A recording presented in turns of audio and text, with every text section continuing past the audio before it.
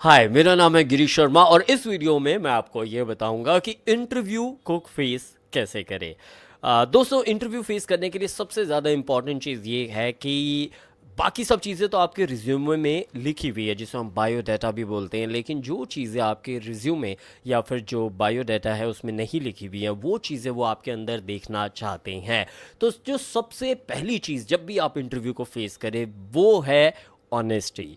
अब जितना आप झूठ बोलेंगे या मैनिपुलेट करके बोलेंगे या गोल गोल घुमा करके चीज़ें बोलेंगे, उतना आपके सामने जो इंटरव्यू ले रहा है, क्योंकि देखिए जो आपका इंटरव्यू ले रहा है उसका मेन काम क्या है? उसका मेन काम ये है कि जो चीज़ें रिज्यूमे में नहीं लिखी गई हैं वो चीज़ें जानना, और जो चीज़ें रिज्यूमे में लिखी हुई है उनकी सच्चाई को जानना कि वो सच है कि नहीं है। तो पहला जो मेरा सजेशन रहेगा इंटरव्यू फेस करते हुए वो यही रहेगा कि आप एक ऑनेस्टी के साथ जाए, हर चीज़ सच्चाई के साथ बोले। जितना आपने काम किया हुआ है उतना काम वो किया हुआ बोलें, जितना काम अगर नहीं किया हुआ है तो वो भी चीज़ बोले। और जितना आप ऑनेस्टी के साथ चीज़ों के जवाब दे पाएंगे वो ऑनेस्टी आपकी बातों में, आपके डिमीनर में, आपके बोलने के स्टाइल में झलकनी चाहिए। पहली चीज़ तो है इंटरव्यू फेस करते हुए आपकी ऑनेस्टी होनी चाहिए। दूसरी चीज़, जब भी आप कोई इंटरव्यू फेस करने जाए सबसे ज़्यादा इंपॉर्टेंट चीज़ है कि आप किस एनर्जी लेवल पर बातचीत करते हैं। जैसे फॉर एग्जांपल कि जब हम रेडियो में 98.3 एफएम पर रेडियो को ट्यून इन करते हैं तो उस पर्टिकुलर ट्यून पर ही हमें एक गाना सुनाई देता है। उसी तरीके से हमारी बॉडी की, हमारे माइंड की एक एनर्जी लेवल होता है कि हम इस एनर्जी लेवल पर, इस ट्यूनिंग लेवल पर बात करें। जैसे जिस समय आप उदास होते हैं तो आपकी आवाज़ में भी वो उदासी नज़र आ जाती है, या जिस समय आप सैड होते हैं तो आपकी आवाज़ में भी वो सैडनेस नज़र आ जाती है।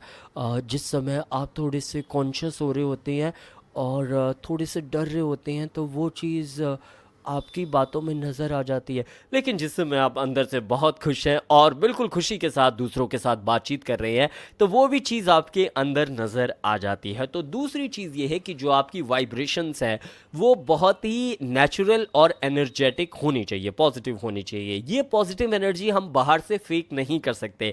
हम ऐसा नहीं कि बाहर से सोचे कि हाँ हम पॉजिटिव हैं तो ऐसी चीज़ें नहीं कर सकते। इसकी मैं एक ट्रिक और टिप आपको बता देता हूँ, जिससे कि आप जब भी आप इंटरव्यू फेस करने जाएं उससे पहले आप बहुत ही पॉजिटिव महसूस करेंगे। पहली चीज़ ये कि आपको जो चीज़ पसंद है वो चीज़ आप इंटरव्यू में जाने से पहले करें। फॉर एग्जांपल, आपका अगर कोई फेवरेट गाना है जिसे आप हमेशा सुनते हैं, या कोई एक तरह का म्यूज़िक है, सूफ़ी म्यूज़िक है, पंजाबी म्यूज़िक है, उस सारे म्यूज़िक को आप वॉकमैन लगा करके और हेडफोन के साथ आप उस म्यूज़िक को सुने। दूसरी चीज़ ये है कि आप अपने लाइफ के हैप्पी मोमेंट्स को याद करें। जब आप अपने लाइफ के अच्छे और हैप्पी मोमेंट्स, जहाँ पर आपने अचीवमेंट्स किए हैं, जहाँ पर आपने सफलताएं पाई हैं, उनको जब आप अगर याद करते हो तो जो आपका जो माइंड का सेटअप है, यानी जो आपका सबकॉन्शियस माइंड है, वो अ, उस पर्टिकुलर जॉनर में चला जाता है और आपके अंदर एक नेचुरल, एक हैप्पीनेस, नेचुरल एक बबलीनेस और नेचुरली एक फील पॉजिटिव फैक्टर आपके अंदर आ जाता है। तीसरी चीज़, जब भी आप किसी इंटरव्यू को फेस करने जाएं तो एक वर्ड आता है जिसको बोलते हैं कि fake it till the time you make it. हमेशा ये चीज़ बोली जाती है कि कई लोगों को आप देखेंगे कि उनकी स्माइल को देख के ऐसा लगता है कि कि उनके चेहरे पर वो जो स्माइल है वो डांस कर रही है, बड़ी नेचुरल स्माइल है। तो वो नेचुरल स्माइल, आप ऐसा नहीं हो सकता कि सिर्फ 1 घंटे के लिए, जिस समय आप इंटरव्यू दे रहे हो उस समय आप उस नेचुरल स्माइल से बात करें और उसके बाद आप बिल्कुल ऐसे सैड, या उससे पहले आप बिल्कुल सैड रहे। तो आपको नेचुरली अपने लाइफ में एक स्माइलिंग फेस डेवलप करना पड़ेगा। तो स्माइलिंग फेस बहुत ही ये वाला थोड़ा क्लीशे और कॉमन हो गया, लेकिन ये उतना ही इंपॉर्टेंट है। जब भी आपको इंटरव्यू फेस करने के लिए जाएं तो आपका जो फेस है वो स्माइलिंग फेस ज़रूर होना चाहिए। चौथी चीज़ जो मैं आपको बताना चाहता हूँ इंटरव्यू फेस करते वक्त, lot of research are done by Dale Carnegie and the lot of public speaker and lot of marketing analyst. तो उससे ये पता चला कि जब सेम स्किल्स वाले दो लोग हैं, मतलब जिनको मार्केटिंग की या फिर इंश्योरेंस की या फिर टेक्नोलॉजी की बहुत ही ज़्यादा नॉलेज है, और दूसरा बंदा ऐसा है कि जिसको कम नॉलेज है, लेकिन जिसको कम नॉलेज है बट अगर उसकी पर्सनैलिटी स्ट्रांग है, मतलब एक अच्छी अच्छी पर्सनैलिटी है तो हमेशा उसको ज़्यादा काम मिलता है, उसको हमेशा ज़्यादा जॉब मिलती हैं और उसको हमेशा ही ज़्यादा प्रेफरेंस दी जाती है। तो जब आप डेफिनेटली जब आप क्योंकि जो क्वालिफिकेशंस है वो तो आपको आपके बायोडाटा में लिखी गई हैं, आपके रिज्यूमे में लिखी गई हैं, लेकिन जो चीज़ें उसमें नहीं लिखी गई हैं वो है आपकी पर्सनैलिटी। तो ये एक इम्पॉर्टेंट चीज़ है। और पर्सनैलिटी होती क्या चीज़ है, मतलब कि जो आपकी पर्सनल ओरिजिनलिटी है वही आपकी पर्सनैलिटी है। तो पर्सनैलिटी को ग्रूम करना बहुत ही ज़्यादा ज़रूरी है। आपके बाल वाल प्रॉपर कटे हुए होने चाहिए, फेस में आपके शाइनिंग होना चाहिए, अच्छा फ्रूट्स का फूड आप खा के जाए, रोज़ सुबह एक्सरसाइज आप ज़रूर करें और फिट रहें और अच्छे कपड़े पहने, बहुत ही टैकी से सूट वूट और ये सब ड्रामा व्रामा पहन करके ना आए। एक नेचुरल अच्छे कपड़े आप पहने और फिटिंग के कपड़े पहने, ऐसे लूज कपड़े बिल्कुल भी ना पहने, क्योंकि जो एक अच्छी पर्सनालिटी होती है वो लोगों को ज़्यादा अट्रैक्ट करती है। सेम टैलेंट के लोग, एक की अच्छी पर्सनालिटी और एक की एवरेज पर्सनालिटी है, कम टैलेंट होने के बावजूद भी अगर पर्सनालिटी अच्छी है तो उन्हें ज़्यादा मौका दिया जाता है। ये है पॉइंट नंबर 4।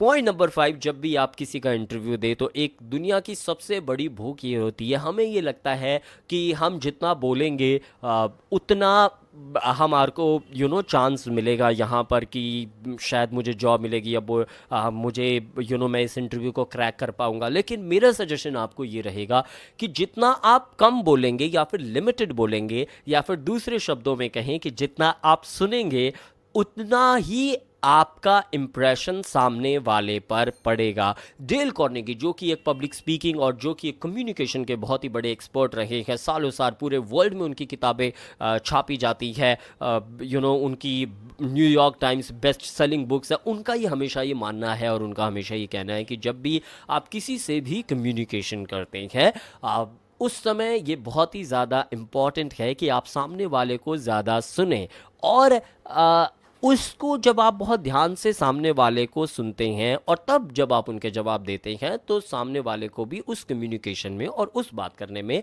मज़ा आता है। और जब आप ओरिजिनल इंटरेस्ट, हमारे साथ हमारा ह्यूमन माइंड जनरली क्या करता है कि जब हम किसी से बात कर रहे होते हैं तो हम उसको सुन नहीं रहे होते हैं, हम अपना जवाब तैयार कर रहे होते हैं हमारे माइंड में कि वो इससे अगला मुझे क्या जवाब देना है, अच्छा इससे अगला मुझे क्या जवाब देना है, अच्छा इससे अगला मुझे क्या जवाब देना है। ऑलराइट, तो ये मेरा पॉइंट रहेगा कि जब भी आप बात करें आप सामने वाले को ज़्यादा सुने। नेक्स्ट पॉइंट जो कि आई थिंक दैट टिप, मैं हमेशा नंबर भूल जाता हूँ, शायद टिप नंबर 5 है ये। ऑलराइट, वो मेरा ये रहेगा कि आप एक मॉक इंटरव्यू क्या प्रैक्टिस करें। मॉक इंटरव्यू की प्रैक्टिस आप कैसे कर सकते हैं? जब आप घर पे हैं तो आप अपने आप से ही इंटरव्यू के सवाल पूछें और अपने आप से ही इंटरव्यू के जवाब भी दें। जैसे for example, okay Girish, tell me about your self.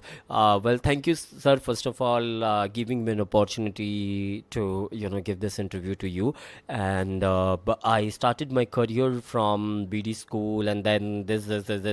Okay, where you see after 5 years of yourself? Well, I think I do see doing something in my passionate work and enjoying my work and achieving my goals of blah blah blah blah blah. So क्योंकि क्या हो जाता है कि on the spot अगर आपको कुछ ऐसे सवाल आ गए जिनके बारे में आपने कभी सोचा ही नहीं तो आपको दिक्कत हो जाएगी। लेकिन अगर आपने मॉक प्रैक्टिस यानी कि आप अपने आप से सवाल पूछे और अपने आप ही उन सवालों के जवाब दे, तो उससे आपको फ़ायदा ये होगा कि आपके माइंड की, जैसे फॉर एग्जांपल आप साइकिल पहली बार चलाने के लिए जा रहे हो, ठीक है, आपने साइकिल कभी पहले चलाई नहीं है तो आपको दिक्कत आएगी। लेकिन अगर आपने घर पे थोड़ा बहुत साइकिल चलाना सीखा हुआ है और उसके बाद आप सड़क पर आप साइकिल चलाते हैं तो आप इजीली उस साइकिल को चला पाते हो क्योंकि आपके माइंड ने ऑलरेडी उस चीज़ की प्रैक्टिस कर चुकी है। वेल, ये थे मेरे 5 पॉइंट्स जो कि आपको इंटरव्यू फेस करने में मदद करेंगे। लेकिन मेरा जो 6 जो टिप है वो मैं आपको देना चाहूँगा, और वो 6 टिप ये है कि बी रिस्पेक्टफुल। रिस्पेक्ट एक ऐसी चीज़ है जिसके लिए हर कोई भूखा रहता है, और जिस किसी को भी आप इंटरव्यू दे रहे हैं उनके प्रति दिल से रिस्पेक्टफुल रहे। देखिए क्या है, मैं इस चीज़ का बिलीवर हूँ कि जो आपके अंदर होता है वो आपके चेहरे पर झलक जाता है। अगर आप अंदर से किसी को देख के गुस्सा महसूस कर रहे हो तो वो भी आपके चेहरे पर झलक जाता है, और अंदर से अगर आप किसी के लिए रिस्पेक्टफुल हैं तो वो भी आपके चेहरे पर झलक जाता है। तो ये ज़रूरी है कि आप दिल से दूसरे के लिए रिस्पेक्टफुल रहे। ये थी मेरी एक्स्ट्रा टिप। वेल, आपको मेरा ये वीडियो कैसा लगा ये मुझे ज़रूर बताइएगा, और अगर आप कोई भी ऑनलाइन, ऑफलाइन या रियल लाइफ इंटरव्यू फेस करने जा रहे हैं तो मेरी तरफ से आपको बेस्ट ऑफ लक। इस वीडियो में इतना ही। Thank you for watching. नमस्कार।